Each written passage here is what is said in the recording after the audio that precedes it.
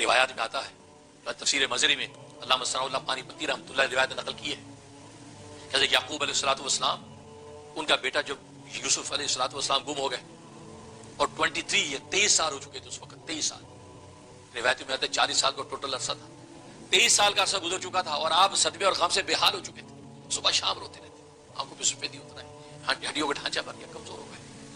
ایک دن گھر سے باہر نکلے ایسے ٹہلنے کے لیے، تو پڑوسی سے ملاقات ہوئی، پڑوسی کہا یعقوب خیریت ہے، طبیعت صحیح ہے آپ کی، کیا حالت ہے؟ آپ تو بالکل اتنے کمزور ہو گئے، ہڈیوں کا ڈھانچہ اور آنکھیں آپ کی کیسی ہو گئی، سب ٹھیک تو ہے؟ کہا کہ ٹھیک کیا ہونا، 23 سال ہو گئے میرا یوسف مجھ سے جدا ہو گیا، 23 سال ہو گئے میرا یوسف مجھ سے جدا ہو گیا۔ وہ آپ کو سوچیں، آپ کا پیارا اور چہیتا بچہ یا بیٹی آپ سے جدا ہو جائے، گم ہو جائے، کیونکہ مرے ہوئے پہ صبر آ جاتا ہے کہ ہاں قبر میں مر کے کوئی بات نہیں، پتہ ہے دعا کر لیں گے، رو لیں گے، لیکن گم ہوئے کی خبر ہی صبح شام بیٹھی، ماں بھی اور باپ بھی سوچتا پتہ نہیں کس حال میں ہوگا، سویا بھی ہوگا کہ نہیں، کھایا بھی ہوگا نہیں، کوئی ظلم کر رہا ہے، کوئی عدل کر رہا ہے، کوئی یہی کیفیات کے اندر شکر گزار۔ میں اتنی بات کہی کہ میرا بیٹا 23 سال ہو گئے گم ہو گیا اور ابھی تک ملا نہیں ہے، اسی صدمے نے مجھے بالکل بلا دیا ہے۔ انہوں نے کہا وہ سوری کر دیا جیسے لوگ کرتے ہیں، وہ بڑا افسوس ہوا، کیا کریں گے، کر دیتی ہے دنیا، کر دیتی ہے، اس سے زیادہ ناقص مخلوق کر کیا سکتی ہے۔ باپ جیسے گھر میں آئے، اللہ تبارک و تعالیٰ کی طرف سے وہی آ گئی، کہا کہ یعقوب ہماری شکایتیں پڑوسیوں کو کرتے ہو، کیا بگاڑ لیں گے تیرے پڑوسی ہمارا؟ ہماری شکایتیں پڑوسیوں کو کرتے ہو، تمہارے پڑوسی ہمارا کیا بگاڑ لیں گے؟ اللہ اکبر، سجدے میں گر گئے، یا اللہ مجھے معاف کر دے، میں نے کوئی شکایت نہیں کی، اس سے پوچھا تو میں نے بتا دیا۔ کیا دنیا کو سناتے پھرتے ہو کہ یہ غم آیا؟ کیا یہ دنیا والے غم مٹا دیں گے، تم سے ہٹا دیں گے؟ جو 23 سال تک نہیں ہٹا سکے تو اگلے 23 دن میں ہٹا دیں گے؟ بس یہ ہے نبیوں کا توکل ایمان۔ بس اس کے بعد سے انہوں نے کہا فصبر جمیل، بس اللہ ہی سے، انما اشکو بسی وحزنی الی اللہ، بس میں اپنے غم و فریاد اپنے اللہ سے کرتا ہوں، بس مجھے کسی سے نہیں کچھ کہنا۔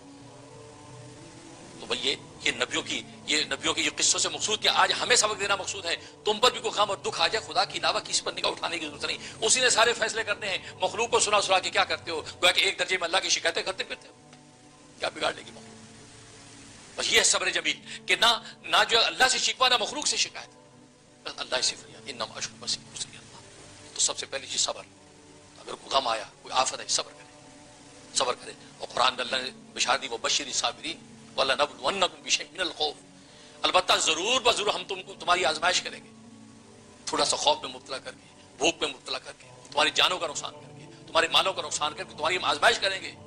ہم دیکھیں گے کون ہے جو اللہ کی کا شکوہ کرتا ہے، کون ہے جو مخلوق کو شکایتیں کرتا ہے، ہم یہ دیکھیں گے۔ لیکن جنہوں نے صبر کیا، نہ اللہ سے شکوہ کیا نہ مخلوق سے شکایت کی، وہ بشیر الصابرین، صبر والوں کے لیے بشارت ہے۔ وہ بشارت کیا ہے، وہ چھپا لیا، کیونکہ ایسا کوئی انعام تھا، ایسی کوئی چیز تھی کہ ہر ایک اس کو سننے کی بھی تاب نہیں رکھتا، کہ بشیر صاحب صبر والوں کے لیے بشارت۔ اور دوسرے مقام پہ اس کا اشارت ہے ان اللہ مع الصابرین، کہ صبر والوں کے ساتھ خود اللہ ہو جاتا ہے۔ جب بادشاہوں کا بادشاہ آپ کے ساتھ ہو گیا تو پھر آپ کا غم کا رہا۔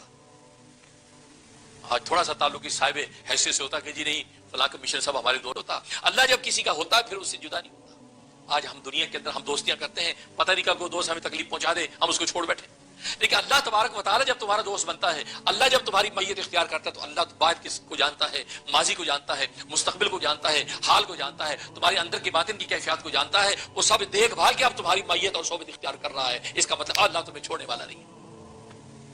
ان اللہ معاذ، تو سب سے پہلے صبر، کوئی آفت مصیبت سب سے پہلے صبر کرے، تحمل کرے، جلد بازی کوئی قول نہ بکے، الٹا سیدھا ایسا لفظ نہ کہے کہ جس سے وہ گویا کہ اللہ تبارک و تعالیٰ صبر کی کوئی قیمت ہی نہ کرے۔